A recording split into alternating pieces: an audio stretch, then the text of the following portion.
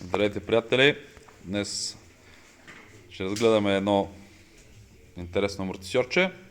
Става въпрос за преден амортисьор от Mercedes S-класа W221 4MATIC 4x4. Това би трябвало да не е оригиналният амортисьор, а е на една американска, с доста голям имидж компания. Става въпрос за арнотски амортисьор. В самия техния сайт също пише, че когато взимате нов арнотски амортисьор, в него ADS-а, т.е. системата за втвърдяване и омекотяване, не работи. Освен в случаите, в които те са взели оригинален амортисьор, оригинален мерцедесов амортисьор и са го рециклирали, като върху него са сложили друга възглавница, нова. Сега ясно е, възглавницата наистина е рециклирана от Арнот, т.е. нова възглавница, не оригиналната, но много интересно нещо ни попада. Амортисьора има претенции да е оригинален и да пише, че е remanufactured. Ще видим, сега ще махнем възглавницата, за първи път ни попада такова парче. Ще махнем възглавницата да видим как точно американците са рециклирали оригиналния амортисьор и върху него са сложили нова въздушна възглавница.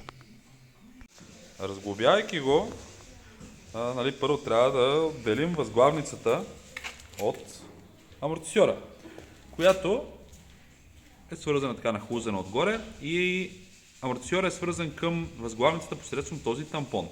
Този тампон обаче е на нищо. Даже колегата ще покаже сега какъв луфт има, докато го раздвижи. Ето, той се вижда, че е скъсан напълно. Обикновено обаче тампона се къса чак в последствие и то заради неправилна работа на амортисьора. Когато амортисьора е заминал, всичките удари и пикови натоварвания отиват директно в тампона и той заминава бързо. Извинявам се, че е такава бъркотия в момента на това, което ви снимам, но все пак сме разделили нещата на чист поток и мръсен поток. Тук в момента разглобяваме амортисьора, можем да си позволим да има бокуци около него, защото има бокуци в него. Това е амортисьора с махната възглавница. Ето и възглавницата. Какво веднага ни прави впечатление? Ударният тампон, който е сложен при така наречения ремонт на амортисьора, не е оригинален. Такъв тампон с такъв размер и вид не се слага от Мерцедес. Истинският тампон представлява ето такова нещо. Прогресивен, с различни диаметри при различна свиваемост. Другото, което е интересно, амортисьора е протекал. Както вече подозирахме, протекал, това масълце е от амортисьора. И, разбира се, стружките, гумените парчета са от тампона, които са напълнили и възглавницата. Възглавницата е пълна с хидравлично масло и част от прахообразен ударен тампон. Амортисьор е оригинален. За наша изненада, но не е пипан. Тоест интересно, когато взимате чисто, плащайки за тази част, вие взимате уж нещо, което е ново, заводско. А де-факто купувате употребяван, непипан оригинален амортисьор с нова възглавница върху него, което е доста несериозно.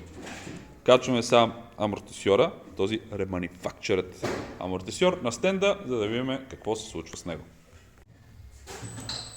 Пускаме